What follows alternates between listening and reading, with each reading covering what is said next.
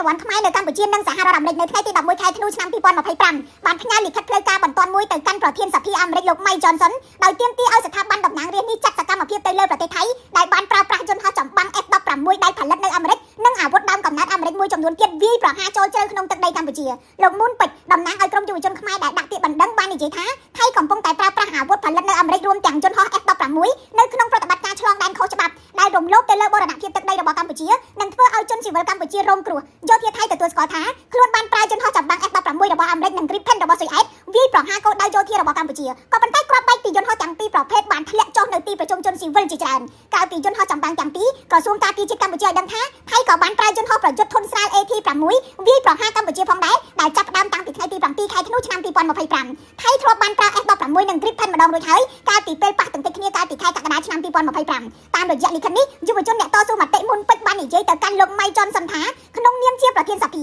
លោកដើរតួនាទីយ៉ាងសំខាន់នៅក្នុងការធានាការអនុលោមតាមកាតព្វកិច្ចប្រើប្រាស់សពាវុធរបស់អាមេរិកដែលត្រូវតែស្របទៅតាមច្បាប់មនុស្សធម៌អន្តរជាតិនិងច្បាប់លីហ៊ីដែលបង្កើតឡើងដោយសមាជិកព្រឹទ្ធសភាអាមេរិកលោក Patrick Leahy គឺជាច្បាប់សិទ្ធិមនុស្សរបស់អាមេរិកដែលហាមឃាត់អាមេរិកពីការផ្ដល់ជំនួយយោធាដល់អង្គភាពយោធាបរទេសណាមួយដែលប្រព្រឹត្តការរំលោភសិទ្ធិមនុស្សធ្ងន់ធ្ងរក្រុមបញ្ញវន្តខ្មែរជំរុញឲ្យទីក្រុង Washington ដាក់សម្ពាធលើប្រទេសថៃឲ្យបញ្ឈប់អធិភាពនិងត្រឡប់ទៅរកយន្តការការទូតស្របច្បាប់វិញមកដល់ថ្ងៃទី12ខែធ្នូឆ្នាំ2025លោក Mike Johnson មិនទាន់ឆ្លើយតបទៅក្រុមយុវជនខ្មែរចំពោះបណ្ដឹងនេះនៅឡើយទេគិតត្រឹមថ្ងៃទី12ខែធ្នូមានពលរដ្ឋខ្មែរ11អ្នកស្លាប់59អ្នករបួសនិងភៀសខ្លួនជាង30,000អ្នកដោយសារតែការបាញ់ផ្លោងនិងទម្លាក់គ្រាប់បែករបស់យោធាថៃ